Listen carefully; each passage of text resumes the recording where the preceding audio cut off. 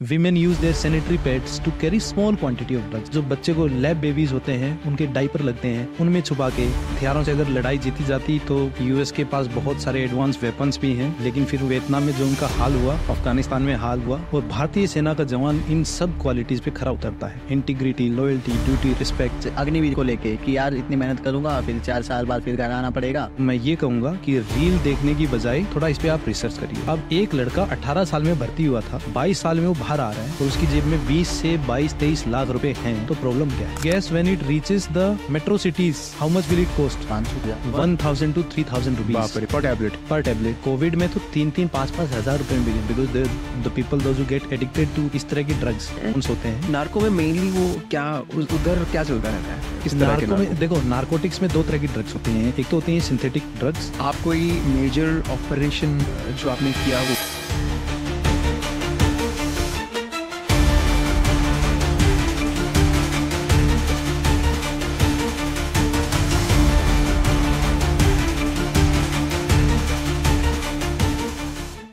Hello sir, कैसे हैं आप? मानस sir and Vikas sir, thank you so much. First, thank you for inviting me. Oh no, it's an honor. And I convey my regards to your audience as well, who are watching us. So thank you so much for having me here. It's an honor, sir. Sir, सबसे पहले आप अपने बारे में थोड़ा सा और बताएं, क्योंकि मुझे बताया शायद मैंने जस्टिस नहीं करा है आपके बारे में बताकर सही से। थोड़ा सा और ब्रीफ दे दीजिए, फिर हम शुरू करते हैं, अपने सवालों का सिलसिला शुरू करेंगे। नहीं, ये आपने मेरे ऊपर ही डाल दिया जो सबसे मुश्किल काम होता है कि अपनी तो बड़ाई या फिर अपने बारे में तो ज्यादा मैं कुछ, फिर भी फैक्ट्स तो फैक्ट्स होते हैं जो भी आपने अचीव करे। और मैंने लगभग 11 साल की सर्विस के बाद और आर्म फोर्सेस से अभी मैं रिटायर हो गया हूँ। And it was an amazing experience serving in Indian army. The army कोई छोटी बात नहीं है। बहुत लाखों लोग ये सपना लेके जीते हैं कि क्या हम भी किसी टाइम पे भारतीय सेना में भर्ती होंगे, बट मैंने वो सपना जिया है। तो for me it was an amazing journey and which I have taken a conscious decision कि नहीं, अभी 11 साल की सर्विस के बाद और फिर मैंने अभी कुछ अपने लिए और कुछ सोचा है, तो उसी में मैं अभी बिजी हूँ। But wonderful journey I would say. In one line if I can sum up then I would say कि अगली बार अगर मेरा जन्म हो तो भारत देश में हो, और अगर मैं कुछ काम करूं तो भारतीय सेना का हिस्सा बनूं। It is an honour for me. माँ भारती की सेना का एक सिपाही होना कोई छोटी बात नहीं है आपस में ही। तो it was a beautiful journey for me. जी सर, सबसे पहले मैं काफ़ी देर से बैठा हूँ और बहुत कुछ है अंदर मैं बोलना चाह रहा हूँ। आपके बारे में बहुत कुछ सुना मैंने मानस भाई से, आपने भी काफ़ी कुछ बताया। मेरा एक बहुत ही बेसिक सा क्वेश्चन है, आर्मी में लाइफ कैसी होती है? आपकी लाइफ कैसी थी? मेरी लाइफ तो बहुत ब्यूटीफुल थी। मेरी जर्नी एक्चुअली शुरू हो गई थी 7th क्लास से ही, जब मैंने आर्म फोर्सेस को देखना शुरू किया। और उससे पहले भी since my father was also serving in Assam rifles, तो मेरे लिए ज़्यादा एक्सपीरियंस नया नहीं था। घर पे तो वो माहौल रहता ही था फौज वाला। फिर उस जिस इलाके में हम पले बड़े, I am from Jhajjar district of Haryana, तो हमारे तो वहाँ बड़े बुजुर्ग जो जवान हैं सब फौज की तैयारी करते हैं। Either they are going into sports, या फिर वो फौजी बनते हैं या फिर वो किसान बनते हैं। तो I am talking of my self कि मैं 2012-13 में जब ट्रेनिंग के लिए चला गया था, तब तक ये माहौल यही था। एंड उसके बाद in class 7th I move to Assam rifles public school Shillong. तो वहाँ पे भी हमने एकदम फौजियों की तरह ज़िंदगी जी। उसके बाद जब ग्रेजुएशन की मैंने अपनी जाट कॉलेज रोहतक से, तो वहाँ पे भी मैंने एनसीसी ले ली थी। तो वही ड्रेस, यूनिफॉर्म, सुबह पीटी जाना, क्लासेस लेना अपनी, उसके बाद इवनिंग में गेम्स वेम्स। तो मेरे लिए तो कुछ बहुत ही एकदम आउट ऑफ बॉक्स कुछ नहीं हुआ। For me it was a very routine life. And army में भी since I was acquainted with the basic life and discipline of arm forces, तो फॉर मी पर से इट वाज नॉट समथिंग कि एकदम ही बहुत कुछ ड्रास्टिकली चेंज हो गया हो लाइफ में। नस नस में फौज है। हाँ, नस नस में फौज है। वो परिवार की वजह से भी, और जिस हम इलाके में रहते हैं या फिर जिस सोसाइटी में, जिस गांव में हम रहते हैं, तो उस समाज का फर्क पड़ता है। तो हमारे तो उस इलाके में ही या तो नस नस में स्पोर्ट्समैनशिप है, या फिर फौज है या फिर खेती है, इसके अलावा तो ज़्यादा फिर कुछ है नहीं। एक चीज़ होती है ना, आप जैसे हरियाणा से हैं, मैं भी हरियाणा से हूँ, तो मैंने देखा है कि पहली प्रायोरिटी अगर किसी के पास होती है तो भाई आर्मी में जाना है, फौज में जाना है, तो ये चीज़ होती है। तो शायद वही चीज़ आपके पास भी थी कि एक अगर कुछ करना है भाई, वो लोग पूछेंगे भाई क्या करना है आगे बढ़ के, क्या क्या बनना चाहते हैं, भाई फौजी बनना है, भाई आर्मी में जाना है। ये चीज़ होती है हमारे हरियाणा में। जी, आपके नहीं बने भाई? मैं थोड़ा सा अलग था, मुझे देखकर लगता भी नहीं कि मैं हरियाणा से बिलोंग करता हूँ। नहीं देखो, एक्चुअली क्या है ना कि आपकी परवरिश कहाँ पर हुई वो मैटर करता है। मेरी मैक्सिमम परवरिश दिल्ली में हुई है। अगर मैं हरियाणा में होता तो शायद मैं भी वही करता। Could be. एक्चुअली क्या है कि human is a social animal, और सोसाइटी का उसको फर्क पड़ेगा ही पड़ेगा। कोई कितना भी अपने घर के अंदर छुप के रहे या फिर कोई कहीं भी रहे, समाज का जिस इलाके में वो रह रहा है उसके ऊपर डेफिनेटली फर्क पड़ता ही है, उसमें कोई शक सवाल नहीं है। तो शुरुआत इतनी अच्छी हो गई है, हमने आपके बारे में थोड़ा बहुत जान लिया है, चीज़ें बहुत है जानने के लिए, इतने छोटे सेशन में जान नहीं सकते। बट स्टिल मैं एक इंटरेस्टिंग नोट पे अभी मूव करना चाहता हूँ। मैं नहीं चाहता कि इसका क्रेडिट लूँ, वरना विकास बहुत मारने वाला है। विकास का एक बहुत अच्छा क्यूरियस सवाल था जो कि अब मेरे दिमाग में भी है। विकास, वो प्लीज़ सही से पूछना, वो आप आर्मी का कुछ डिफरेंस बोल रहे थे आपकी, यूएस आर्मी वर्सेस समथिंग, वो प्लीज़ अच्छे से पूछना मेरा। सर एक्चुअली क्या है ना कि इंडियन आर्मी बेस्ट है, नो डाउट, लेकिन हर देश की अपनी एक आर्मी है। और एक चीज़ रखी हमारे दिमाग में होती है कि जो बाकी की कंट्रीज है ना हमसे बहुत ज़्यादा डेवलप्ड है, तो क्या ये चीज़ आर्मी के ऊपर भी लागू होती है? बाकी देशों की जो आर्मी है उनसे अगर मैं कंपैरिजन करूं हमारी इंडियन आर्मी का, तो आप कैसे करेंगे? देखो विकास, जो मेरा टेक है इस बात पे, हथियारों से लड़ाई नहीं जीती जाती है। हथियारों से अगर लड़ाई जीती जाती तो यूएस के पास बहुत सारे एडवांस वेपन्स भी हैं, ठीक है, लेकिन फिर वियतनाम में जो उनका हाल हुआ, अफगानिस्तान में हाल हुआ, वो हम सबके सामने है। लड़ाई जीती जाती है जज्बे से और सेल्फलेसनेस से, और भारतीय सेना का जवान इन सब क्वालिटीज़ पे खरा उतरता है। Integrity, loyalty, duty, respect, selfless service जो वो अपने देश के प्रति रखता है। इसीलिए बहुत बार आपने देखा होगा कि फौजी को बोलते हैं कि अरे इनकी तो ट्रेनिंग बहुत मुश्किल है, ये है वो। नहीं, we are preparing for that final day. Every movement we are investing towards that side, कि हमें उस दिन के लिए तैयार होना है जब इस देश की शान गुमान में अगर कोई गुस्ताखी करने की कोशिश करेगा तो उसका हमें बदला कैसे लेना है।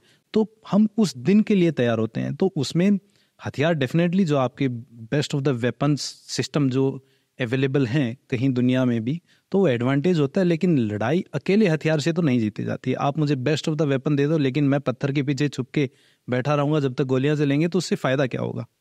और इंडियन आर्मी इसी जज्बे के लिए और इसी गौरवशाली गाथाओं के लिए जानी जाती है कि भारतीय सेना का जवान जो आपने काम दे दिया है इस देश हित में, इस देश की सॉवरेनिटी, इंटीग्रिटी को मेंटेन करने के लिए जो आपने काम दे दिया, फिर आप निश्चिंत रह के सही। वो अपनी जान की बाजी लगाएगा और उसे पूरा करेगा। सिर्फ जान की बाजी नहीं लगाएगा, आगे वाले की जो इस देश के प्रति जो खतरा है उसको खत्म भी करेगा, और अगर जान की बाजी लगानी पड़ी तो अपनी जान की बाजी भी लगाएगा। This makes Indian army something very different. यानी कि आप कहना चाह रहे हो कि ठीक है, हो सकता है वो टेक्नोलॉजी उनके पास ज़्यादा एडवांस हो, बट हमारे पास एक्सपोजर ज़्यादा है कहीं मामले, क्योंकि हमारी ट्रेनिंग उस तरीके से हुई है, या फिर हम फौलादी हैं? नहीं, ट्रेनिंग सबकी होती है और वेपन्स भी ठीक है। मैं ये नहीं कह रहा कि इंडियन आर्मी के पास अच्छे वेपन नहीं है। We are having one of the best weapons. मैं चाहे पर्सनल वेपन्स हो, चाहे दूसरी तरह के वेपन्स हो, लॉन्ग रेंज वेपन्स हो, we are having very good weapons. तो वो जमाना आज से 20-30 साल पुरानी बातें होती थी कि हमारे पास वेपन्स ये नहीं है, वेपन्स अच्छे नहीं है। We are at par with any of the arm forces as on today. और मिलिट्री में जो भी वेपन्स हैं, this are ongoing process. आज मैंने बेस्ट वेपन खरीद लिया या फिर आज बेस्ट सिस्टम खरीद लिया, रडार सिस्टम, कम्युनिकेशन सिस्टम जो आज बेस्ट अवेलेबल है वो मैंने खरीद लिया, वो बात ठीक है, लेकिन आज से 5 साल बाद तो पुराना हो ही जाना है। तो military modernisation is an ongoing process. ऐसा नहीं है कि आज हम उनसे आगे हैं, कल वो हम उनसे पीछे हो जाएंगे, ऐसा कुछ नहीं होता है। And believe you me, we are at par with any of the arm forces जो जिनके पास जो भी वेपन है। ऐसा नहीं है कि हमारे पास किसी भी वेपन की या फिर किसी भी तरह की कोई भी इक्विपमेंट की कमी है। जो हमें स्पेशल बनाती है वो माँ भारती, इस देश के प्रति जो हमारा प्यार है और जज्बा है, बहुत सारी आर्म फोर्सेस ऐसी हैं, बहुत सारी ऐसी सर्विसेज हैं जहाँ पे आप जाते हैं तो वॉलेंटरली आप एक दिमाग में एक चीज़ लेके जाते हैं कि यहाँ से मैं अच्छा पैसा कमा लूँगा, यहाँ ये नौकरी करूँगा तो मैं घर के पास रहूँगा, ये नौकरी करूँगा तो मुझे फैमिली के साथ ज़्यादा टाइम मिलेगा, ये नौकरी करूँगा तो वो अलग अलग तरह के बेनिफिट होते हैं। लेकिन जो कोई भी 16-17 साल का लड़का लड़की जो भी तैयारी कर रहे होंगे आर्मी के लिए, आप उनसे ये पूछो कि आप पैसे के लिए जा रहे हो, वो इस बात को ऐसे लेंगे कि आप उनकी बेइज्जती कर रहे हो। उनके लिए बहुत शर्मनाक बात है। मैं यही चीज़ आपसे पूछने वाला हूँ कि आपने कहा ना कि जो इंडियन आर्मी को सेपरेट करती है दूसरे आर्मी से, वो इनका जज्बा, कुछ कर गुजर जाने के देश के प्रति प्यार, राइट। ये हम कैसे डेवलप करते हैं, लेकिन ये चीज़ बाकी क्या कंट्रीज के फोर्सेस में क्यों नहीं है? उनका भी तो वो देश है, तो हम लोग कैसे इसको इतना ग्रो कर पाते हैं? हमारा कैसे स्ट्रॉन्ग पॉइंट है इतना ज़्यादा? देखो, दो चीज़ें हैं। एक तो सोसाइटी का जो हम डिस्कस कर रहे थे कि वो बहुत बड़ा फैक्टर होता है उनकी, और भारत देश की संस्कृति ऐसी नहीं है कि ये 200-300 साल पुरानी है। हम कभी से वॉरियर रहे हैं, हमने बहुत सारे उतार चढ़ाव अपनी जिंदगी में इस देश ने देखे हैं, और जो ये सारी फीलिंग्स होती हैं वो ऐसा नहीं है कि आर्टिफिशियली इनकलकेट हो गई आदमी में कि नहीं मैं तो आज सुबह उठा और मैं तो भारत या फिर किसी भी देश का कोई भी जवान हो कि मैं तो आज से देश प्रेमी हो गया। नहीं, हमने बहुत सारे उतार चढ़ाव देखे हैं, और जो इंडिया की जो संस्कृति है वो ऐसी है कि कई हजारों साल पुरानी संस्कृति है, बहुत एक रिफाइंड सोसाइटी है यहाँ पे। तो हमें, और ऊपर से ये हमारे it is embedded in our societies, it is embedded in our blood कि हमें अपना देश प्रिय है, उस देश के लिए हमारे अंदर प्यार है। जो बाहर सोसाइटीज़ हैं, मैं ये नहीं कहूँगा कि वो अच्छी है या बुरी है, पर मैं डेफिनेटली कहूँगा कि उनमें सब्जेक्टिविटी बहुत सारे देशों में देखने को मिलती है। और ये हमारे देश की आर्मी है। बहुत सारे ऐसे देश हैं, आज के दिन 50 देश ऐसे होंगे जहाँ पे army is controlling those countries. तो वहां से कौन से देश प्रेम की बात आएगी? जहां आर्मी ही एक देश को कंट्रोल कर रही है, वहां कौन से देश प्रेम की बात आएगी? तो ये ऐसा नहीं है कि सडनली हम उठे और हमें देश से आज प्यार होने लग गया है। वो हमारे समाज में, हमारी सोसाइटी में, हमारे हजारों सालों की जो संस्कृति है वो हमें सिखाती है कि हमें इस देश के लिए मर मिटना है और इसकी सेवा करनी है। Sir, Indian army is best, ये मैं समझ चुका हूँ। बट अगर मैं इंडिया की ही बात करूँ तो हमारे पास ना एक फोर्स नहीं है, काफ़ी सारी फोर्सेस हैं, और उन फोर्सेस में भी स्पेशल फोर्सेस होती हैं। हमारी एसपीजी होती है, हमारी पैरामिलिट्री फोर्स होती है, और भी काफ़ी होते हैं, गुरखाज होते हैं, बहुत सी है, मतलब अंडर कैटेगराइज कर तो बहुत सारी हैं। अगर हम उन पे आते हैं तो आपके हिसाब से क्या बेस्ट है, या फिर आप कैसे उनको रैंक करोगे अपने हिसाब से? नहीं, मैं तो बिल्कुल रैंक नहीं करूँगा। Everybody has their own role, specified role है सबका, है ना, और वो उस डोमेन में अपना बेस्ट करते हैं। जैसे हम रोल की ही बात करें, एक होती है इंडियन आर्मी, फिर होती है बीएसएफ, फिर काफ़ी आईटीबीपी, असम राइफल्स की आप बात कर रहे थे। बिल्कुल। तो इनका रोल्स कैसे कैसे डिफाइन होता है स्पेसिफिकली? क्योंकि नेचर ऑफ ड्यूटी होता है, नेचर ऑफ ड्यूटी। जैसे कि Indian army is for conventional warfare. मतलब इसका कन्वेंशनल वॉरफेयर की भारतीय सेना का जिम्मा बनता है कि देश पे कोई भी बाहर की फोर्स उनकी सोवरेनिटी, इंटीग्रिटी को हमला करने की कोशिश करेगी तो भारतीय सेना उससे लड़ेगी। पैरामिलिट्री फोर्सेस का एक अपना रोल होता है कि वो पीस टाइम में अपने बॉर्डर्स को गार्ड करके रखेंगे। जैसे कि अभी पीस टाइम या फिर कहीं ग्रे वॉरफेयर जोन्स होते हैं, ग्रे वॉरफेयर होते हैं तो उनमें अपने बॉर्डर को सिक्योर करके रखेगी। और मेजर ये है कि कन्वेंशनल वॉरफेयर मतलब कि दुश्मन के आमने सामने की लड़ाई, उसके लिए भारतीय सेना बनाई गई है, और जो कि मिनिस्ट्री ऑफ डिफेंस के अंडर में आती है। जो आप बीएसएफ और बाकी फोर्सेस की बात करते हैं, वो पैरामिलिट्री फोर्सेस जिनको हम बोलते हैं, वो पीस टाइम में अपने बॉर्डर्स को गार्ड करती हैं। यानी वो रेगुलरली उनका, जैसे आईटीबीपी हमने चाइना के अगेंस्ट में डिप्लॉय कर रखी है, बीएसएफ है वो बांग्लादेश और पाकिस्तान बॉर्डर को देखती है, उसी तरह एसएसबी नेपाल बॉर्डर को देखती है, असम राइफल्स है जो म्यांमार बॉर्डर को देखती है। तो इस तरह से हमारे पास सिक्योरिटी फोर्सेस हैं। उसके बाद फिर हर स्टेट की अपनी अपनी अलग अलग तरह की फोर्सेस हैं। तो इस तरह से हम लोग काम करते हैं, कोई भी फोर्स काम करती है। फिर उसके बाद हमारे पास पुलिस फोर्सेस हैं, local security, law and order को एनफोर्स करने के लिए इस तरह से फोर्सेस काम करती हैं।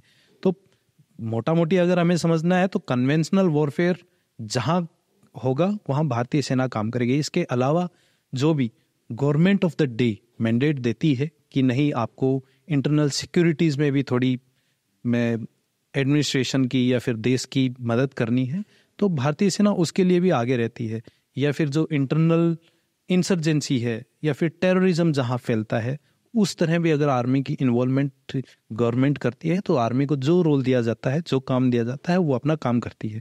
उसी तरह पैरामिलिट्री फोर्सेस हैं, तो it is a integrated effort bye all the forces at different level. ऐसा नहीं है कि हम लोग कोई भी साइलोज में या आइसोलेशन में काम कर रहे हैं कि पैरामिलिट्री नहीं अलग काम कर रही होगी, आर्मी अलग कर रही होगी, पुलिस अलग कर रही होगी। At some level, highest level पे जाके it is all integrated effort to maintain the sovereignty and integrity of this nation. तो उसके लिए हम सब काम करते हैं।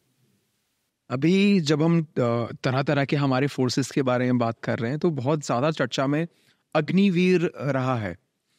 तो इसके बारे में थोड़ा बहुत मैंने सुना है कि 4 साल की सिर्फ इनकी डिप्लॉयमेंट होती है, उसके बाद का क्या? यानी बचपन से उस इंसान को एक ही चीज़ पता है कि आर्मी के लिए तैयारी करनी है या फिर इस तरह की मेरी ट्रेनिंग हुई है, लेकिन उस 4 साल बाद वो पूरी ज़िंदगी क्या करेगा? लोग काफ़ी नेगेटिव हो गए हैं अब इस अग्निवीर को लेके कि यार इतनी मेहनत करूंगा फिर 4 साल बाद फिर घर आना पड़ेगा। तो आप बताइए, थोड़ा क्लैरिफाई करिए। देखो मानस, मेरे से कोई अगर पूछे ना तो मैं ये कहूँगा कि रील देखने की बजाय थोड़ा इस पे आप रिसर्च करिए। पहले तो आप थोड़ा सा बता दीजिए कि अग्निवीर स्कीम इंडियन आर्मी में अग्निपथ स्कीम है एक्चुअली। अग्निवीर जो भारतीय सेना में जवान जाता है उसको अग्निवीर बोलते हैं। उसी तरह जो नेवी में जाता है, एयरफोर्स में जाते हैं एयरफोर्स वालों को, जिसे हम वायुवीर बोलते हैं। तो अग्निपथ इज द स्कीम जहाँ पे 4 साल के लिए कोई भी बच्चा 17.5 साल से 21 साल तक, डिपेंडिंग अपॉन द कि वो किस पर्टिकुलर पोस्ट के लिए या फिर किस ट्रेड के लिए वो अप्लाई कर रहा है, उसके हिसाब से एजुकेशन क्वालिफिकेशन और उनकी एज लिमिट निर्धारित की गई है। तो 4 साल के बाद, उस 4 साल में उनकी ट्रेनिंग भी इंक्लूडेड है 6 महीने की, और उसके बाद उनको आगे भेज दिया जाता है। अब उनको जब वो 4 साल की सर्विस खत्म करेंगे तो आर्मी के अंदर there are laid down properly laid down parameters हैं, असेसमेंट करने के तरीके हैं, जो भी बच्चे अग्निवीर के थ्रू भर्ती होते हैं उनको फिर वो एसेस करते हैं 4 साल में। 4 साल में डिपेंडिंग अपॉन द एब्जॉर्प्शन, कितनी रिक्वायरमेंट है आर्मी को, उसके हिसाब से वो उनमें से बच्चों को एब्जॉर्व कर लिया जाएगा और बाकियों को रिलीव कर दिया जाएगा। तो इसमें सबसे बड़ी तो ये है कि लोग ये बोल रहे हैं कि नहीं 25% होगा, वो तो बढ़ भी सकता है। अगर इंडियन आर्मी की रिक्वायरमेंट होगी तो वो बढ़ भी जाएगा। अब इसमें जो मुझे सबसे बड़ी प्रॉब्लम लगती है, स्कीम में प्रॉब्लम नहीं है, प्रॉब्लम है लोगों को अवेयरनेस जताने में। ये एक बहुत बड़ा इशू है। जैसे मैं अभी रिटायर होने से पहले डेलिबरेटली मैंने कोशिश की कि मैं कुछ अग्निवीरों से बात करता हूँ। बिलीव यू मी, मैंने अपनी यूनिट में भी बात की, बाहर में बात, तो वो अभी बच्चे हैं, कोई 17 साल का है, कोई 18 साल का है, कोई 19 साल का है, उन्हें इतना नहीं पता है। और पेरेंट्स भी क्या है कि मीडिया में जो खबर चल रही है या फिर कहीं से भी उनको खबर मिल रही है, वो उससे इन्फ्लुएंस हो जाते हैं। अब मैं आपको इसके फ़ायदे बताता हूँ। आप 17 साल के थे या 18 साल के थे, आप 19 साल के थे, भर्ती हो गए, आपको 4 साल तक तनख्वाह मिल रही है। अभी इसमें यह है कि फर्स्ट ईयर में आपको 21,000 मिलेंगे पॉकेट में, इन हैंड, जो आपके अकाउंट में आएंगे। बाकी जो आपका डिडक्शन होगा फंड, और जिसमें गवर्नमेंट भी बाद में कंट्रीब्यूट करेगी, उसकी तरफ डिडक्ट हो जाता है। सेकेंड ईयर में मिलेंगे 23,000 पर मंथ, थर्ड ईयर में मिलेंगे 25 और फोर्थ ईयर में 27। एवरेज निकालो तो 24,000 रुपीज़ पर मंथ आपको मिलेंगे 4 साल में। अब आप इनको 48 मंथ से कैलकुलेट करिए, लगभग 11.5 लाख रुपए की आपकी सैलरी बनती है। इसके अलावा गवर्नमेंट ने बोला है कि जब कोई अग्निवीर जब 4 साल के बाद रिलीव किया जाएगा तो फिर से उनको 11.77 या आप मोटा मोटी मानिए कि 12.25 लाख रुपए फिर मिलेंगे। This amount comes around 23 lakh rupees. इसके अलावा ट्रेनिंग के बाद कोई भी अग्निवीर है तो उसको दिल्ली पोस्टिंग नहीं मिलती है, उसको चंडीगढ़ पोस्टिंग नहीं मिलेगी। आप समझ रहे हैं, कोई भी अगर अग्निवीर भर्ती होता है तो उनको उन्हीं यूनिट्स में सबसे पहले डिप्लॉय किया जाता है जो हायर फील्ड्स में डिप्लॉयड हैं, चाहे सीआई एरिया में हो, चाहे ग्लेशियर में हो, चाहे हाई एल्टीट्यूड एरियाज में हो। तो वहाँ पे अलाउंसेस भी होते हैं जो इन अग्निवीरों को मिलते हैं। अगर कोई अग्निवीर आज भर्ती होके जाता है और सियाचिन में जाता है तो उसको पर मंथ एडिशनल अलाउंस मिलता है 50,000 रुपीज़ का। आप समझ रहे, आप 48 महीने से फॉर एग्जाम्पल आपने उस हाई एल्टीट्यूड में नौकरी की 15 महीने लगा लीजिए, और आप 50,000 भी छोड़िए एवरेज, क्योंकि कोई नॉर्थ ईस्ट में या फिर CI में पोस्टेड है तो उनके कम होंगे, एवरेज पकड़ के चलिए 20,000 रुपये, और आपने 15 महीने, आप 2 साल 4 साल भी मत लगाइए, आपने 15 महीने लगाइए, आपको 3 लाख वो मिले, 23 + 3 लाख रुपीज़, 26 लाख रुपीज़ का आपका टोटल कॉर्पस है। अब इसमें से आपका खाना फ्री, आप अपनी यूनिफॉर्म पे डेफिनेटली कुछ इन्वेस्ट करेंगे, और आप अपना डेली का मोबाइल रिचार्ज, ये है वो, ट्रैवलिंग। तो मैंने ये, और मैं ये अपनी तरफ से नहीं बता रहा हूँ फिगर, और मैंने बहुत सारे अग्निवीर जो हमारे जवानों से बात करने कि एक 17, 18, 20 साल का लड़का 4 साल में नौकरी में रहते हुए, जहाँ उसको ना टिकट खरीदनी है, टिकट भारत सरकार देती है, Indian army provides you ticket for travelling, ठीक है, आपको घर आए, आपके दोस्तों के साथ, यार दोस्तों के साथ आपने बैठ के बातचीत, पार्टी वार्टी की है आपने, और कोई अपने ऊपर इन्वेस्ट किया है, तो 4 साल में कोई भी अग्निवीर मुझे नहीं लगता 3 लाख से ऊपर ज़्यादा खर्च करेगा। अब एक लड़का 18 साल में भर्ती हुआ था, 22 साल में वो बाहर आ रहा है, और उसकी जेब में 20 से 22-23 लाख रुपए हैं, तो प्रॉब्लम क्या है? उसमें से भी अगर फॉर एग्जांपल आप एक एग्जांपल पकड़िए कि 100 अग्निवीर भर्ती हुए किसी भी यूनिट में, डिपेंडिंग अपॉन द रिक्वायरमेंट 25% आपने उनमें से वही रख लिए, बच गए 75। उनमें से as per the rule of government of the day आपको 10% रिजर्वेशन दिया जाता है पैरामिलिट्री फोर्सेस में। बहुत सारी स्टेट गवर्नमेंट्स हैं जिन्होंने ये बोल दिया है कि नहीं, हम इनको वहाँ पे भी रिजर्वेशन देंगे। Manas, believe you me, there are more than 100 public sector units which have told कि नहीं, हम इनको रिजर्वेशन देंगे, और अग्निवीर जब भी बाहर आएंगे तो उनको एब्जॉर्व किया जाएगा। इसके अलावा बहुत सारे मल्टीनेशनल कंपनीज हैं, इंडियन कंपनीज हैं, आप एग्जांपल लीजिए महिंद्रा एंड महिंद्रा का ही, उन्होंने भी बोला है कि नहीं, we will absorb them, and who will not want a person who is young, 21, 22, 23 साल का, इतना यंग है, मैक्सिमम 24 ईयर्स का, इतना यंग है, he is skilled in his profession, और वो ग्राउंड पे उसने ऑन द जॉब ट्रेनिंग की है 4 साल तक, उसको कौन लेना पसंद नहीं करेगा? तो ये जो मिसनोमर फैलाया जाता है कि नहीं, उससे तो बर्बाद हो जाएगा और ये हो जाएगा वो हो जाएगा, ये सब बकवास करने की बातें हैं। और भारतीय सेना इतनी कमज़ोर नहीं है कि अगर अग्निवीर स्कीम आ गई और कल को लड़ाई लग गई तो हम लड़ाई हार जाएंगे। बिलीव यू मी, वो अग्निवीर वो नहीं है जो कि 4 साल की नौकरी करने जा रहा है, वो इसी इंटेंशन से गया है कि मैं भारतीय सेना में नौकरी करके और अपने देश की सेवा करूंगा, ठीक है ना? लेकिन सर मैं उनके पर्सपेक्टिव से कहूँगा जिनको मैंने देखा है, मतलब मैं हरियाणा से हूँ, सबको पता है, और वहाँ पे बेसिकली लोग आर्मी में की ही प्रिपरेशन करते हैं, तो वो लोग ऐसे बैठ के कई बार बातचीत करते रहते हैं, तो वो ये कहते हैं कि ठीक है यार, बेनिफिट सबको पता है कि ये हमें मिलेगा 4 साल के बाद, बट हम यहाँ पे देखो कोई डिबेट नहीं करने वाले ऑब्वियसली, बट मेरा एक पॉइंट ऑफ व्यू है। तो वो ये कहते हैं कि उनका क्या, जो यही सोच के प्रिपरेशन कर रहे हैं कि भाई बस मैं आर्मी में लग जाऊँ, मेरे को टिल रिटायरमेंट, यानी कि 50 या 60 साल तक मुझे आर्मी में ही रहना है, मेरे पास और कुछ नहीं है, और कुछ मैंने नहीं सीखा। जो ये जज्बा लेके जाता है ना कि मुझे आर्मी में ही रहना है, पहली बात तो मुझे ऐसा लगता है, मेरा पर्सनल ओपिनियन है कि उन 25% में जो वहीं पे परमानेंटली एब्जॉर्व हो जाएंगे, उनमें अपनी मेहनत करके और अपना कट वहीं पे बना लेगा। He is getting into the merit for sure, ठीक है। प्रॉब्लम ये है कि उनको समझाए कौन, बच्चों को, और बच्चों के पेरेंट्स को कौन समझाए। सब अपनी अपनी बात, सबका पहलू सुनिए आप, लेकिन किसी ऐसे आदमी से भी बात करिए जो आपको पूरी बात बता सके। आप समझ रहे हैं? अब किस पेरेंट्स को ये पता होगा कि नहीं, बाहर आने के बाद भी इतनी सिक्योरिटी है? अब आधे पेरेंट्स को बताओ कि 23 लाख रुपए लेके आएगा आपका बच्चा 4 साल बाद, अपना खुद का बिजनेस करे, हर इंस्टीट्यूट में, गवर्नमेंट में, पब्लिक सेक्टर यूनिट्स में उसको प्रीफरेंस दी जाएगी। भारत सरकार उसको एक टेक्निकल, जो भी उसका ट्रेड होगा, उसका एक सर्टिफिकेशन दे रही है जो कि हर जगह पे एक्सेप्टेड है।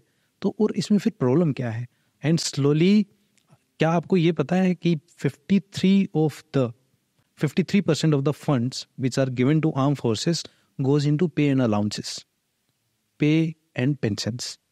समझ ले, तो 53% अगर मैं पे और पेंशन में लगा दूंगा तो मेरे पास वो जो हम मॉडर्नाइजेशन की बात करते हैं, latest technology, equipments, drone war drones की हम बात करते हैं, तो ये फिर कहाँ से आएगा? ये भी तो उसी पैसे से आएगा ना जो बच जाएगा।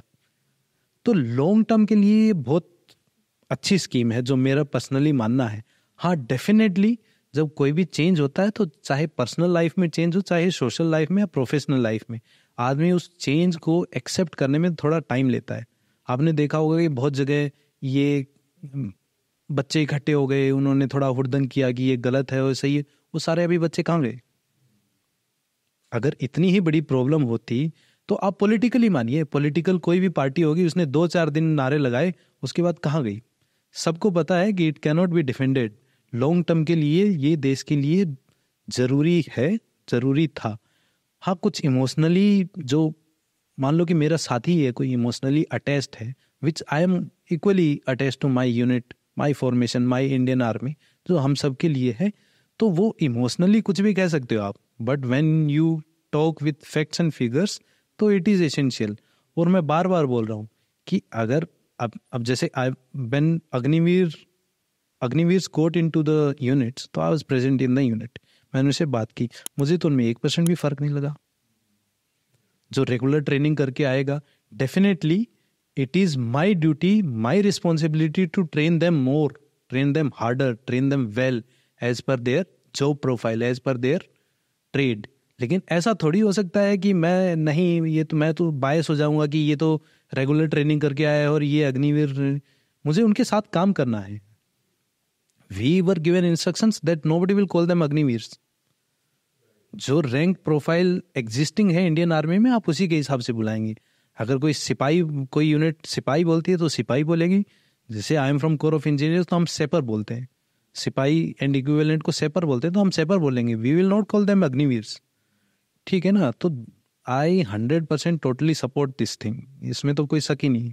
ये तो हमने कुछ टेक्निकल क्वेश्चंस पूछे, जो हमारे सवाल थे, जो हमें खुद पता नहीं थे। अब बात करते रहेंगे तो और टेक्निकल चीज़ें आती रहेंगी। Definitely, please. थोड़ा सा मैं और ऑडियंस जो होती है कहानी सुनने में रुचि रखते हैं।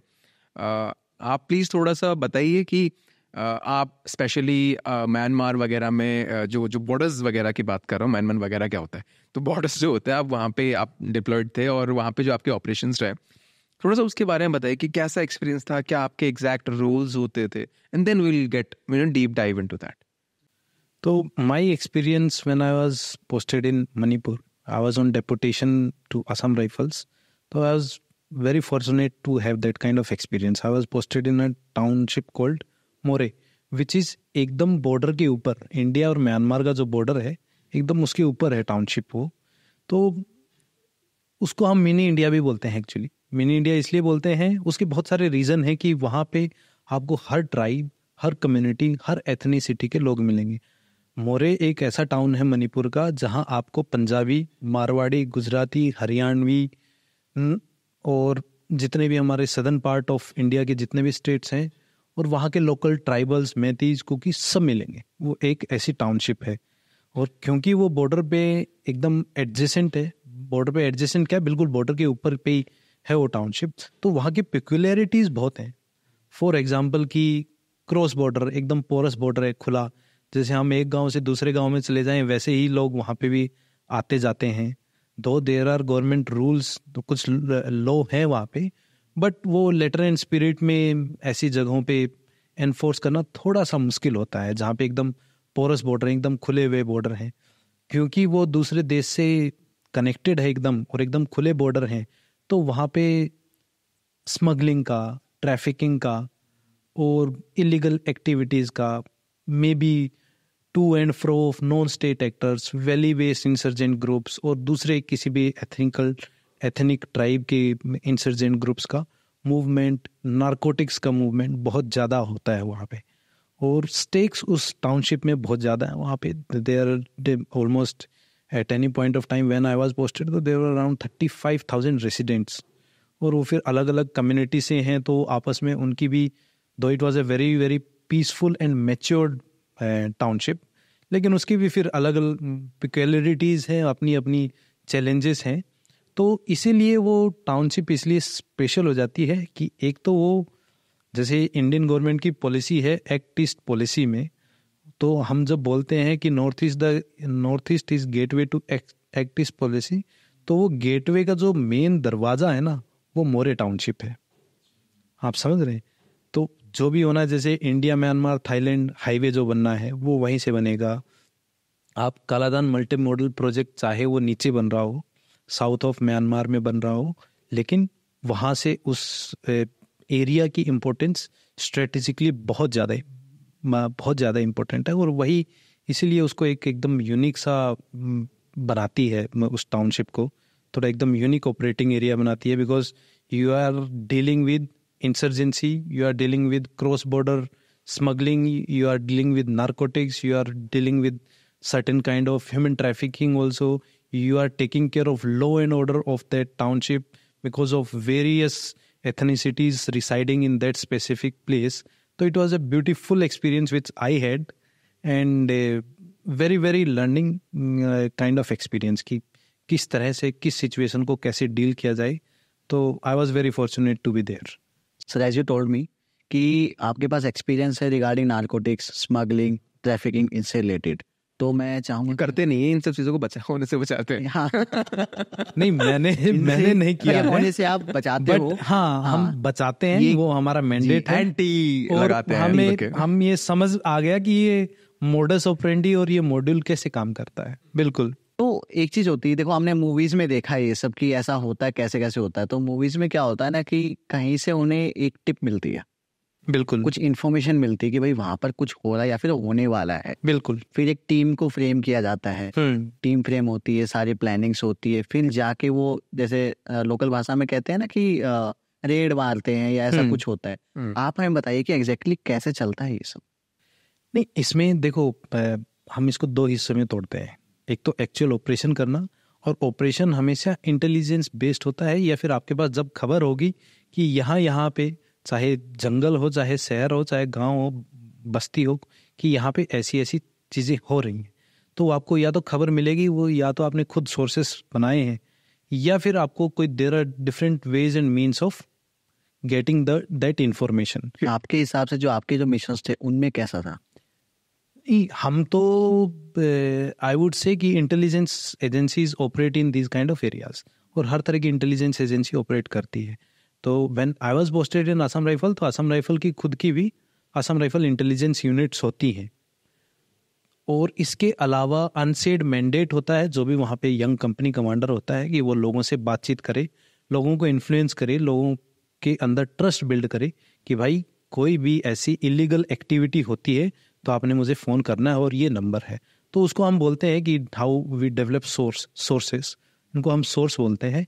तो ऐसा नहीं है कि मैं जाऊंगा और एकदम स्क्रैच से शुरू करूंगा, जो मेरे से पहले कोई कंपनी कमांडर होगा उससे भी पता चलता है। फिर बहुत सारे ऐसे लोग होते हैं जो कि किसी ना किसी कारणवश सताए हुए होते हैं, जो कि जो लोग ऐसी एक्टिविटीज़ में, स्मगलिंग में, नारकोटिक्स में, इन सब एक्टिविटीज़ में इन्वॉल्व होते हैं, उनकी वो खबर देते हैं। तो हमें ऐसे लोगों को टैप करना होता है। उसके बाद we have advance wireless tapping systems हैं हमारे पास। वहाँ पे यूनिट जो होती हैं, जो सस्पेक्टेड मोबाइल्स होते हैं या फिर सस्पेक्टेड जो रेडियो कम्युनिकेशंस होते हैं, उनकी फ्रिक्वेंसी को टैप करके, और फिर हम लोग अपना प्रॉपर इंटेलिजेंस ग्रिड बनाते हैं। और उस इंटेलिजेंस ग्रिड से किसी भी सोर्स से, चाहे मैंने खुद बनाया हो, चाहे एक स्पेसिफिक इंटेलिजेंस यूनिट जो काम कर रही है वहाँ पे, आर्मी की हो, स्टेट की हो, जो पर्टिकुलर स्पेसिफिक फोर्स वहाँ काम कर रही है उनकी हो, या फिर सेंट्रल इंटेलिजेंस एजेंसीज हो, जो वो इनपुट देती हैं, और उसके ऊपर हम एक्शन करते हैं और फिर अपनी तैयारी करते हैं। हमेशा उस तैयारी के लिए एक कंसेप्ट होता है QRT का, जो कि क्विक रिएक्शन टीम होती है। तो उसमें हमारे पास कंपनी कमांडर जो लीड करते हैं ऑपरेशन को, या फिर depending on the nature of operation कोई भी लीड करे, तो उनके पास इमीडिएटली वो टीम का काम ही ये होता है कि with the word go you are ready to go. तो वो लोग हमेशा एकदम रेडी रहते हैं, हथियार उनके पास ही रहता है, इक्विप रहते हैं, गाड़ी हमेशा बाहर खड़ी रहती है, कम्युनिकेशन सिस्टम, जैमर वैमर सब उसमें लगा रहता है।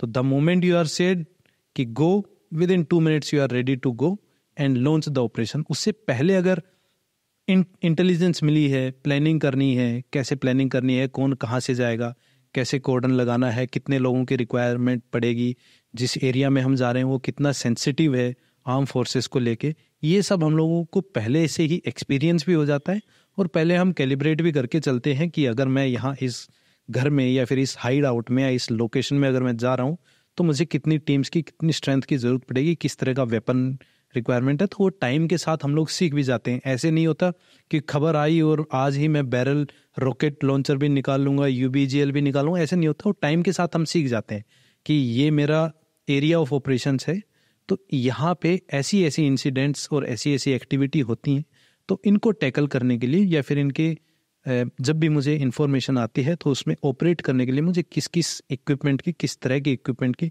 कितनी टीम की ज़रूरत पड़ेगी, तो उसी तरह से हम रेडी रहते हैं। आप कोई मेजर ऑपरेशन जो आपने किया हो वो डिस्कस कर सकते हैं क्या कि एग्जैक्टली क्या क्या हुआ था, कैसे आपने पकड़वाया without revealing the vital information? तो you are talking about narcotic operation, तो I'll tell you one, बात कर रहे हैं। और उसमें it was a very beautifully executed operation. Please interesting तो उसमें I was down with Covid, तो वहाँ पे हम we were 2 officers who were posted. One was my senior and very, I would say, brave and intelligent officer. If I name him in short, तो he was Major Rajiv. तो उनके भी sources थे, मेरे भी सोर्सेज थे। एक दिन उनके सोर्स ने खबर दी कि ये 2 घर हैं बिल्कुल मिडल ऑफ द टाउनशिप के बीच में, और इनमें इलीगल स्मगलिंग, मेनली नार्कोटिक्स और प्रीशियस स्टोन्स, जो रूबी और ये इस तरह के प्रीशियस स्टोन्स होते हैं। नार्को में मेनली वो क्या उधर क्या चलता रहता है, किस तरह के नार्को में देखो, नार्कोटिक्स में 2 तरह की ड्रग्स होती हैं। एक तो होती हैं सिंथेटिक ड्रग्स, है ना, जो कि आर्टिफिशियली क्रिएट की जाती हैं, और दूसरी होती है ओपियम कल्टीवेशन। हाँ, वही पूछना था ना। तो ओपियम कल्टीवेशन जनरली होता है, म्यांमार में भी होता है, एंड लेकिन अभी वहाँ पे जो उस एरिया में है, it is major nexus is based on synthetic drugs, जैसे क्रिस्टलाइज, समझ गया, ये सब वहाँ होता है। तो उनको खबर मिली, I was down with covid, but वो 5-6 दिन हो गए थे, तो we assembled at specific place. तो उन्होंने बोला कि भाई आ जाओ, मैं और QRT लेके आना। तो आई मूव देयर। सर ने मुझे बताया कि ऐसा ऐसा है and we are raiding a house.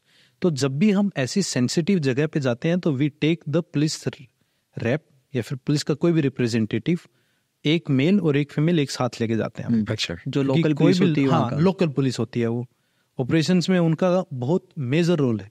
अब किस नेचर का ऑपरेशन है, किस थ्रेशोल्ड तक हम उनको लेके जाते हैं, जैसे कि एक घर में उग्रवादी छिपा है और उसमें हाउस इंटरवेंशन करनी है, तो उसमें हम ये नहीं है कि पुलिस वाला ही आगे जाएगा, लेकिन उनकी भी मैंडेटेड ड्यूटीज होती हैं, वो करते हैं। तो 2 teams were formed and house were air marked. It was morning, I think around 6:30 to 7, क्योंकि ऐसी चीज़ें फिर सुबह सुबह ही करने में ज़्यादा फायदा होता है, जब थोड़ा सा कॉन्शियस में नहीं होते अपने काम होते हैं। लोकल एरिया के लोग भी थोड़े काम होते हैं, और जो घर में हैं वो भी थोड़े सुबह उठे अपने स्टेट, मतलब एक्टिव स्टेट में नहीं होते। एक्टिव स्टेट में हम कोशिश करते हैं कि एक्टिव स्टेट में वो, एक्टिव स्टेट में तो फिर पता ही चल गया, वो जब मूवमेंट बहुत ज़्यादा है, टू एंड फ्रो, पब्लिक ज़्यादा जा रही है। तो it was around 6:37 we moved. तो सर की टीम ए पॉइंट पे मूव की, फॉर एग्जांपल मेरी टीम बी पॉइंट पे मूव की।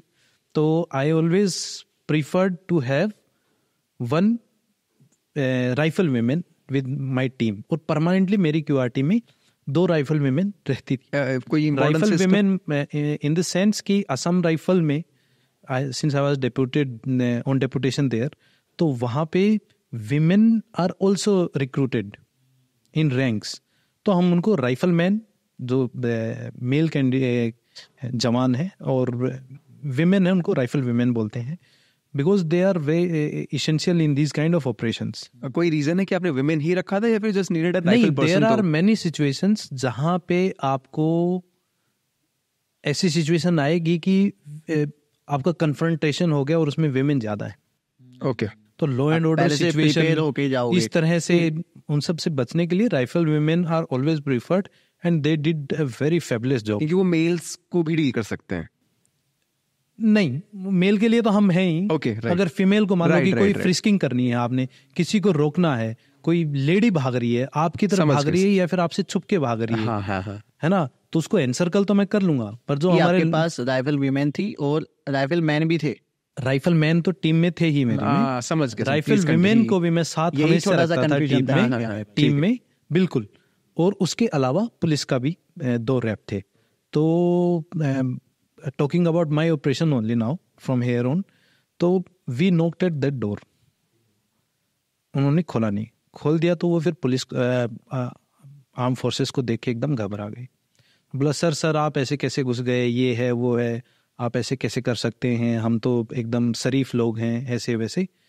तो we parked our vehicle around 150 metres दूर ताकि पता ना चले। एंड हमेशा इन ऐसी चीज़ों में you have to be very very quick in response in and quick out. वहाँ पे ऐसे नहीं है कि तमाशा खड़ा कर दिया और ये, आपने जो भी करना है जल्दी वो बहुत जल्दी करना है। तो हम लोग एंटर हुए उस घर में, तो नीचे वो लोग रहते थे और फर्स्ट फ्लोर पे उन्होंने बना रखा था।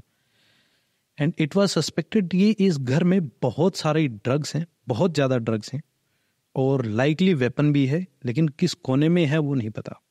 तो we entered into the house और हमने नीचे एक बुजुर्ग थे, उनको बोला कि देखना है, घर देखना है। उन्होंने बोला सर ऐसे ऐसे तो कुछ नहीं होता है, ये है वो है। तो quickly we did the frisking of ground floor. वहाँ पे हमें ज़्यादा कुछ मिला नहीं। फ्रिस्किंग बोले तो? फ्रिस्किंग मतलब कि थोड़ा सा हमने मोटा मोटा सर्च किया, अच्छा, कि क्या है। अब कहानी शुरू होती है कि हम पहुँच गए फर्स्ट फ्लोर पे। फर्स्ट फ्लोर पे जब हम पहुँचे तो जैसे ही हमने दरवाजे में से ऐसे झांक के देखा, बिकॉज वो ताबड़तोड़ और and we are not in mood to destroy, तोड़ा फाड़ी नहीं करनी है आराम से। तो वी नोटिस्ड कि one lady female is sleeping. Time 6:30-7 बजे का था। तो I told my rifle women की आप देखिए इसमें क्या है। तो उस लेडी को तब तक पता चल गया था, और जो वो मसाला रखा हुआ था, नारकोटिक्स रखे हुए थे, उसी फ्लोर पे रखे हुए थे। तो it was a L shape kind of room और उसमें 2 एंट्री थी। ओके, कि अंदर से भी वो एल शेप वाला कनेक्टेड था, अंदर से भी दरवाजा, और बाहर 2 दरवाजे थे, एक इस शेप वाले, एक इस तरफ जा रहा है और एक उस तरफ जा रहा है, और वो अंदर से भी कनेक्टेड थे। तो हमने उसको नॉक किया, उसने 3-4 बार नहीं खोला। Believe you me, since she knew कि they are caught, what she did, instead of opening the door she started opening her own clothes. अब आप समझिए क्यों, so that she can buy time.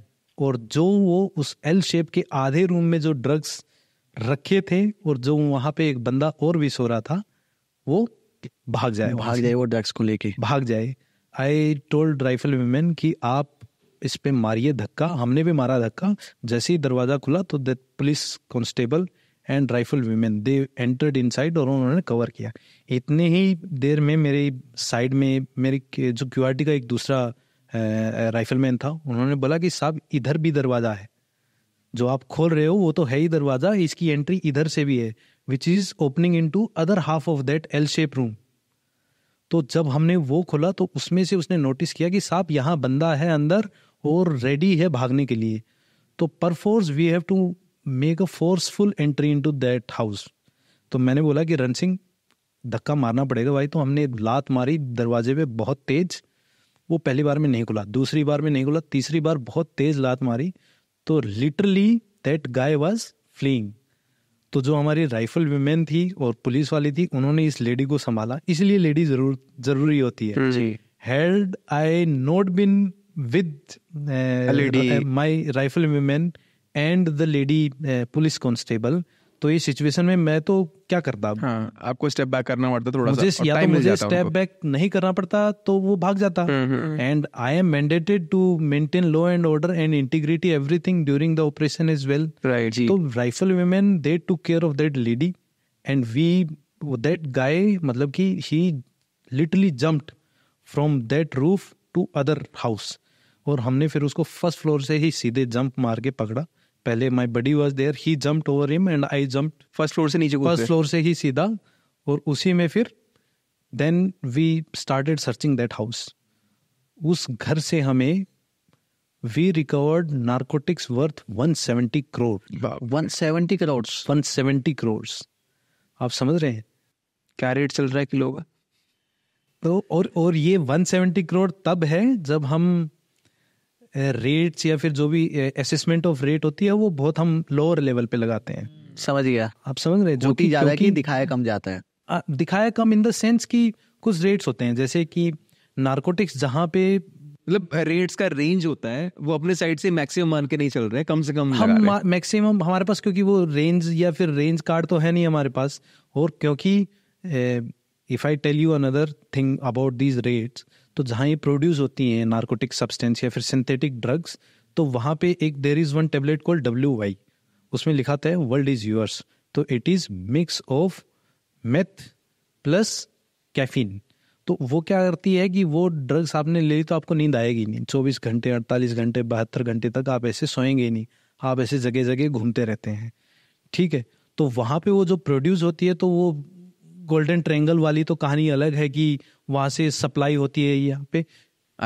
जब से ये सिंथेटिक ड्रग का system बना है, तब तो कोई भी बॉर्डर के 5 किलोमीटर अंदर बर्मा की साइड में कोई भी अपनी फैक्ट्री खोल के 2 कमरों में और सिंथेटिक ड्रग प्रोड्यूस कर रहा है, तो उसका रेट वहाँ पे it varies from 10 rupees to 25 rupees पर tablet and can you guess when it reaches the metro cities how much will it cost?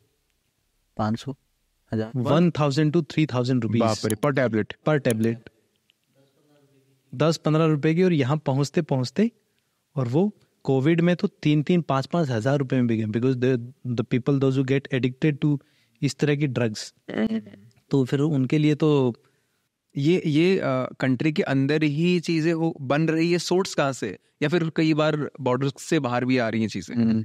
नहीं, कंट्री के अंदर का ऐसा है कि अगर आप डिटेल में न्यूज में या सर्च करेंगे तो आपको ऐसी ऐसी खबर मिलेंगी कि some African people are found creating narcotic synthetic drugs inside Delhi also. आपको ऐसे मिलेंगे। एक आपने खबर भी सुनी होगी कि ये सिंथेटिक ड्रग की थी, वो वैसी थी कि किसी बंदे ने नोएडा में फ्लैट ले रखा है और वहाँ पे ओपियम कल्टीवेशन कर रहे हैं। मैंने सुना है, आपने सुना होगा। ये तो प्रोड्यूस तो कोई भी कहीं भी कर सकता है, लेकिन इंडियन साइड में इनकी फ्रीक्वेंसी बहुत कम है। लेकिन जो बर्मीज साइड है, बॉर्डर के सही 5, 7, 8 किलोमीटर 10 किलोमीटर के near by the border towards Myanmar side, आपको ऐसे इंसिडेंट्स। बॉर्डर के अंदर आने की कोशिश करते हैं वो लोग। ओपन बॉर्डर से शायद इसलिए पोरस बॉर्डर है, बॉर्डर इज अनफेंस्ड। अभी तो वैसे सरकार ने बोला है कि they are thinking of scrapping the FMR free move regime which was introduced by government in 2018 to scrap it and have the proper fencing along Indo-Myanmar border। तो ये सब होती, तो वो वहाँ से हमने जो ऑपरेशन किया, तो it was happy mix of everything। 2 teams were operating at separate locations, तो we had to take care of communication, we had to take care of women, जो सिनेरियो हो गया था, how we tackle that and quickly we recovered everything and then moved out of that place। ये जो smugglers होते हैं ना, ये बचने की बहुत अनोखे तरीके अपनाते हैं। तो मेरा जो क्वेश्चन है, ये क्या क्या अनोखे तरीके हैं जो आपने एक्सपीरियंस करा है और आपको अपने एक्सपीरियंस से पता भी है कि यार I just want to know कि क्या क्या अजीब यूनिक वेज वो लगाते हैं बचने के लिए।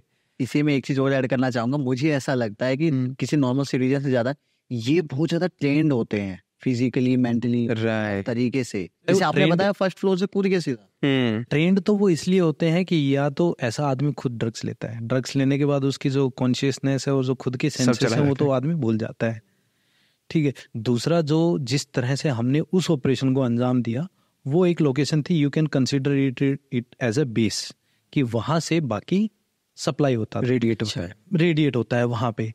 तो अब वहाँ से ट्रांसपोर्ट करने के जो आप बता रहे थे कि अलग अलग तरीके होते हैं, इनोवेटिव वेज होते हैं, वो कुछ भी हो सकता है। अगर कोई बड़ा ड्रग पेडलर है या फिर ट्रांसपोर्ट या फिर उसको कैरी करना है एक जगह से दूसरी जगह तक, कोई बड़ा है, तो वो लोग जंगल के रूट से लेके जाते हैं। जंगल एकदम बैरन, आई वुड से कि वर्जिन लैंड है एकदम, कोई जाता नहीं है वहाँ पे, तो वहाँ पे ये लोग रातों रात अपना ट्रैक बना लेते हैं, रूट बना लेते हैं। या फिर कोई उससे छोटा वाला है जिसको कम क्वांटिटी कैरी करनी है, तो इनोवेटिव वेज क्या है कि जैसे गाड़ी है, गाड़ी में ये लोग क्या करेंगे कि if fuel tank is there, तो फ्यूल टैंक को आधे में डिवाइड करके उसमें वेल्डिंग करा देंगे। आधे में तेल, तो फ्यूल है इसमें, आधे में तेल, आधे में ड्रग्स। या फिर छत, जो कोई भी गाड़ी है उसकी छत में दे मेक सम अरेंजमेंट कि वो वहां पे स्टॉक कर सके। जो सीट होती हैं, गाड़ी की सीट होती हैं, एक्सेल्स होते हैं, स्पेयर टायर होता है, एक्सेल्स में भी वो कुछ अलग मैकेनिज्म करके और वहां पे भी लेके जा सकते हैं। स्पेयर टायर होता है गाड़ी में, वहां लगा सकते हैं। बोनट में कुछ भी कर सकते हैं, एक एक्स्ट्रा असेंबली वेल्डिंग करके वो सब भी कर सकते हैं। तो ये हो गया। How do you guys manage that? मतलब पूरा सर्च जब करते हो तो सब कुछ तोड़ फाड़ के देखना, नॉक नहीं, वो तो टाइम के साथ एक्सपीरियंस हो जाता है। और हमारे पास हम फिर वो लोकली डेवलप अपने किट्स भी ऐसे बना लेते हैं कि अगर गाड़ी में होगा तो मुझे गाड़ी की सीट में होगा तो सीट फाड़ने की जरूरत ही नहीं है। I have my own mechanism कि उसमें से अगर मैं सुई डाल के या फिर बड़ा जो सुआ होता है वो अगर मैं उसमें घुसा के देखूंगा तो पता चल जाएगा कि हाँ इसमें कुछ है या नहीं है। और believe you me, there have been instances where जो कि अभी हर आदमी को सरवाइव करने का अलग अलग तरीका है। कोई अपनी इज्जत से रोटी कमा के मजदूरी से अपना पेट पाल रहे हैं, कोई वही 1,000-2,000 रुपए कमाने के लिए इलीगल ट्रेड्स भी कर। There have been instances where old women, old man, मतलब कि old age people are used, women use their sanitary pads to carry small quantity of drugs, जिनको दिन में 1,000-500 रुपए कमाने हैं। जो बच्चे को लैब बेबीज होते हैं उनके डाइपर लगते हैं, उनमें छुपा के, आप अपने पर्स में छुपा के। तो ऐसे भी जो छोटी क्वांटिटी के जो ड्रग पेडलर हैं या फिर जो ड्रग डीलर हैं वो ये सब भी करते हैं। तो they use innovative ways to carry out these things, क्योंकि उनके लिए पैसा ही नहीं, उनके लिए बाकी और कुछ भी बहुत कुछ स्टेक पे है।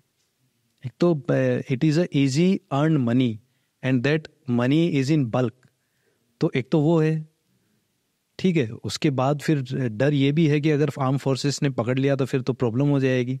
तो they innovate their ways and means to carry these things.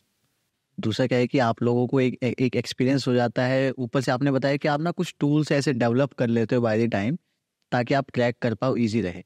इसी बीच में कभी कभी मेरे हिसाब से ऐसा होता होगा, किसी मिशन के दौरान आपको कोई इन्फॉर्मेशन मिली अनऑफिशियली या फिर अनप्लैंड, कुछ चीजें हो जाती हैं आप लोगों से। ऐसा हुआ है कभी किसी मिशन के दौरान? नहीं, अनऑफिशियली अनप्लैंड तो ऐसा है कि फौज में एक कहावत है कि प्लानिंग या operational planning is the first casualty in battle. तो लड़ाई में जाते ही सबसे पहले जो फेल होता है वो प्लानिंग फेल होती है, क्योंकि every operation is very dynamic in nature. आप जो प्री प्लान आपने कागज पे प्लान बनाई है या फिर वर्बली डिस्कस करके प्लान बनाई है वो तो काम आएगी नहीं, इम्प्रॉम्प्ट रहना पड़ता है। हाँ, तो इम्प्रॉम्प्टू जो भी डिसीजन होता है वही लेना पड़ता है। और anyone who is part of arm forces, be it, I would not restrict myself to the arm forces, paramilitary forces में, ये बिलीव यू मी कि 1,000 लाखों में केस तो कहीं पे भी हो जाता है, but otherwise everybody maintain their सेंटिटी। जो हम बोलते हैं ना कि नाम नमक निशान की लड़ाई है, तो नाम नमक निशान की लड़ाई हर जगह है, हर पल है ना। तो कोई इम्प्रॉम्प्टू हमें बहुत कुछ करना पड़ता है, but we do not believe या फिर we do not do anything which is illegal, unethical. Right. अभी हम ड्रग कार्टेल की बात कर रहे थे कि किस तरह से नार्को को छुपा के लोग लेते हैं। उसमें मैं क्वेश्चन ऐड करना चाहूँगा कि सिविलियंस का कितना इन्वॉल्वमेंट होता है, चाहे वो पॉलिटिकल पार्टीज रहता है या फिर कुछ ऑफिसर्स, पुलिस ऑफिसर्स या फिर और दूसरे लोगों का इन्वॉल्वमेंट जो आप एक्सपेक्ट नहीं करते हैं, उनका किस हद तक रहता है? देखो, आई वुड से कि कोई भी कार्टल या नेक्सस डेवलप होता है तो वो इंडिपेंडेंटली साइलो में ऑपरेट नहीं कर सकता है। They require people to support them everywhere, ठीक है। तो मैं ये नहीं कहूँगा कि पॉलिटिकल पार्टीज या फिर लोकल स्टेट्समैन या फिर कोई भी किसी भी ओहदे पे कोई भी है वो इन्वॉल्व है या नहीं है, वो तो मैं नहीं कहूँगा। लेकिन मैं ये ज़रूर कहूँगा कि जब ऐसे ऑपरेशन होते हैं तो वो एक प्रॉपर मशीनरी होती है जो कि काम करती है, पूरी टीम होती है, पूरी टीम होती है और हर लेवल पे टीम होती है। ऐसा नहीं होगा कि आपने वहाँ से बर्मा से या फिर और कहीं से ड्रग्स आ गया एंड सडनली आपने आगे डिस्ट्रीब्यूट कर दिया। You need people at every place, हर बाहर भी अंदर भी।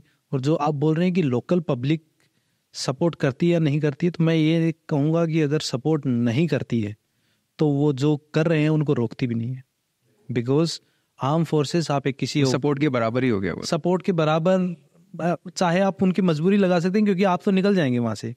आर्मी है, एक स्पेसिफिक घर में ऑपरेशन किया, ये किया, आप निकल गए वहाँ से, लेकिन उस घर की सेफ्टी सिक्योरिटी उनको भी समाज में रहना, उस एरिया में रहना है। आप समझ रहे हैं? और ये चीजें ऐसी हैं कि ऐसा नहीं है कि कहीं पे नारकोटिक्स हो रहा है तो नारकोटिक्स ही होगा।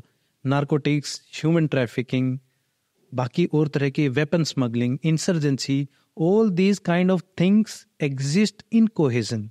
ऐसे इंडिपेंडेंटली कुछ भी नहीं होता है। अगर नारकोटिक्स, कोई करोड़ों की नारकोटिक्स लेके जा रहा है, आप ये मान सकते हैं कि उनके पास हथियार नहीं होगा, या फिर उनके पास मैकेनिज्म नहीं होगा जहां वो हथियार से, अब वो हथियार कहाँ से आएगा? या तो कोई इंसर्जेंट ग्रुप सपोर्ट करेगा, या फिर वो खुद ही इंसर्जेंट होंगे जो लेके जा रहे हैं। तो ये तो डेफिनेटली लोकल पब्लिक अगर सपोर्ट नहीं करती है तो रेजिस्ट भी नहीं करती है, बिकॉज उनको भी वहां पे रहना है। आप तो चले जाएंगे, पीछे से आगे उस घर वालों को ही उड़ा देंगे, उनको धमकी देंगे कि तुम ही दे रहे थे सुपारी, तुम ही बता रहे थे फौज को या फिर आर्म फोर्सेस को कि यहाँ पे हम लोग ये कर रहे हैं। तो they have their own restrictions, है ना। बट हाँ, ये सब काम इंडिपेंडेंट या फिर अकेले कंपार्टमेंट्स में नहीं होते हैं। There is a proper chain या nexus which is developed, created to successfully execute these kind of things. जी, बॉर्डर्स के बारे में थोड़ा बात करना चाहूँगा। आपने बताया कि आप म्यांमार जो बॉर्डर है वहाँ पर आप काम कर चुके हो। एक चीज़ मैंने कहीं सुनी थी कि बॉर्डर्स को लेके, खासकर जो चाइना से हमारे बॉर्डर लगते हैं, उनको लेके ना मीडिया जो है फेक प्रोपेगेंडा चला रहा है कि यहाँ पे लोग, चाइना जो है कब्जा कर रहा है, वार्स होती रहती हैं। ऐसा कुछ रियल लाइफ में भी है आपके अनुसार? मैं आपको एक बात बताऊंगा कि मैं फिर से वही कहूँगा कि, और मैं तो I will advocate for Indian army और Indian arm forces till my last breath. क्या हम इतने कमज़ोर हो गए कि कोई आएगा हमसे और बोलेगा कि ये पोस्ट खाली कर दो?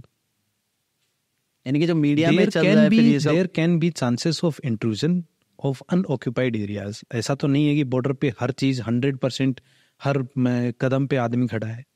देयर कुड बी चांसेस, जैसे एक्साइज चिन्ह भी तो हमारा ही था पहले। There could be chances of intrusion in unoccupied areas.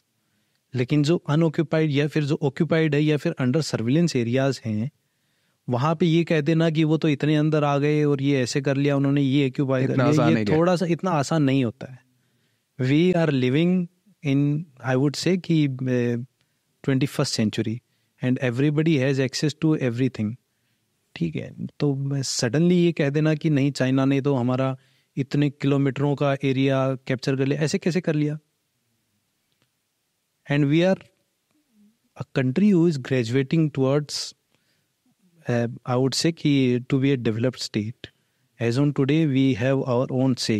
I will not give you any political comment on this, but India की सॉफ्ट पावर इतनी है और उसकी मिलिट्री माइट भी इतनी है कि we can tackle things. तो ऐसे सडनली कोई भी आगे बोलेगा कि चलो ये जगह खाली कर दो तो ये गुंडागर्दी तो होगी नहीं। हम अभी स्मगलिंग के बारे में बात कर रहे थे और बात करते करते आपने थोड़ा सा ह्यूमन ट्रैफिकिंग को भी टच करा। उसमें थोड़ा सा मैं इंटरेस्टेड हूँ।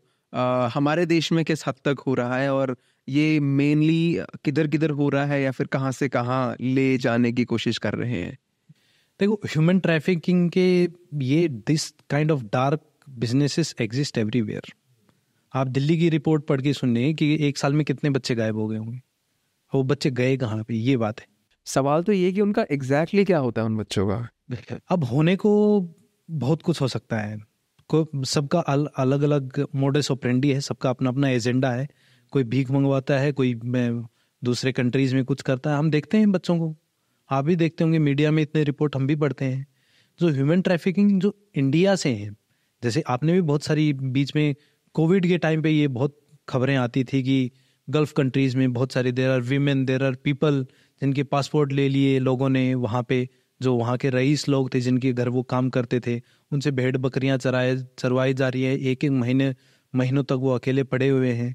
तो ऐसे ही फिर सडनली कहाँ हो गया? Is it not form of human trafficking कि सडनली आपने एक नेक्सस क्रिएट किया कि चलो वहाँ पे उस देश में, उस गल्फ कंट्री में बहुत लुक्रेटिव जॉब मिल रही है और वहाँ पे जॉब गए, जिसके घर आप काम कर रहे थे उसने आपका पासपोर्ट ले लिया। ऐसा तो होता है, बहुत ऐसा होता है। तो is it not part of human trafficking?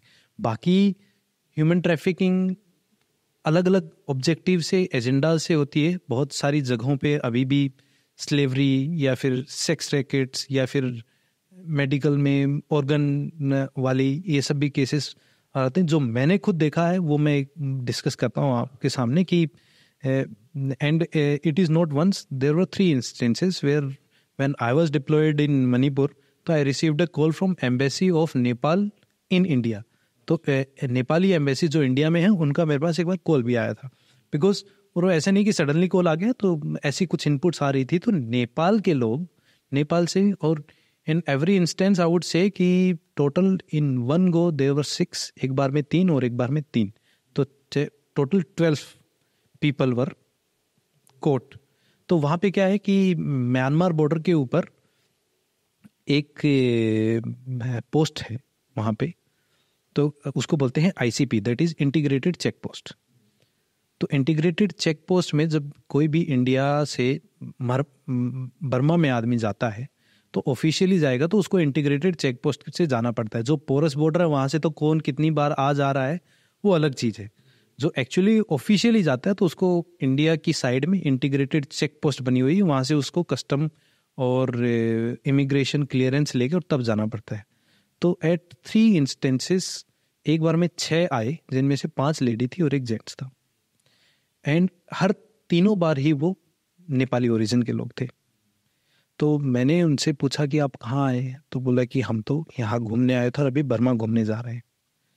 तो मुझे शक हुआ कि तुम बर्मा घूमने जा रहे हो, तुम नेपाल से आए हो, पूरे इंडिया में क्रॉस करके आए हो, तुम्हारे पास डॉक्यूमेंट्स है, तो तुम बर्मा में घूमने कैसे जा रहे हो सडनली। तो आई इंक्वायर्ड विद पीपल, तो वहीं पे इमिग्रेशन के भी लोग थे, उन्होंने भी देखा, बोला कि सर ये तो नहीं है। तो वी इन्फॉर्म पुलिस। सेकेंड, 1 महीने बाद फिर से वही इंसिडेंट्स, ऐसी सिमिलर इंसिडेंट हुई, और फिर दोबारा कुछ दिनों के बाद same incident. Later on what we came to know कि ये Nepali government, Nepal's government do not allow their citizens, अभी as on today what is the rule I am not aware, to go into other countries on name of job, या फिर जो 4th grade के job होते हैं, जो हेल्पिंग या फिर हाउस हेल्प, इस तरह के जॉब में जाते हैं। आप टूरिस्ट बन के जाइए, वर्क वीज़ा लेके जाइए, आप जाइए, लेकिन ऐसे सडनली आप नहीं जाएंगे। तो ये लोग क्या करते थे, ये लोग आते थे नेपाल से, नेपाल में आके इंडिया में, और इनके भी प्रॉपर रैकेट्स बने हुए हैं कि हम आपको यहाँ तक पहुँचाने में इतना लेंगे, इतना लेंगे, इतना लेंगे। आप समझ रहे हैं, डंकी जिसे कहते हैं। हाँ, डंकी वैसा ही कंसेप्ट है जी। पर डंकी फिर US में जो लोग इंट्रूड करते हैं उनके लिए ज़्यादा प्रिवेलेंट है। ये लोग क्या करते थे कि वहाँ पे जाके हाउस हेल्प और दूसरे तरह के मीनियल जॉब्स में काम करते थे ये लोग, और प्रॉपर सिंडिकेट इनका बना हुआ था। तो लेटर ऑन वी फाउंड कि all these guys were coming from Nepal. अब Nepal government do not allow such kind of activities, उनका कोई चेक एंड बैलेंसेस खुद का होगा which I am not aware about. तो ये लोग इंडिया में आते थे, इंडिया से ये ऑन अराइवल वीज़ा लेके नेपाल में जाते, ये म्यांमार में जाते थे, और फिर ये म्यांमार से फ्लाइट लेके दूसरे देशों में उड़ जाते थे। तो इस तरह से ये लोग करते थे। अब उनमें स्मगल या ट्रैफिकिंग का केस इसलिए आता है कि जो भी हमने 12-13 लोग थे इन 3 अलग अलग इंसिडेंट्स पे, कोई भी उनमें पढ़ा लिखा या कोई भी इतना स्मार्ट, समझदार, या फिर कोई भी इतना स्किलफुल या प्रोफिशिएंट नहीं लगा कि वो स्किल के बेसिस पे जा रहे हैं। तो अब सवाल ये उठता है कि वो जा क्यों नहीं थे। आपने बताया कि अभी म्यांमार से वो फ्लाइट लेके किसी भी कंट्री में चले जाते हैं, म्यांमार से इजी है कहीं हो जाए? म्यांमार खुद में ही एक ऐसा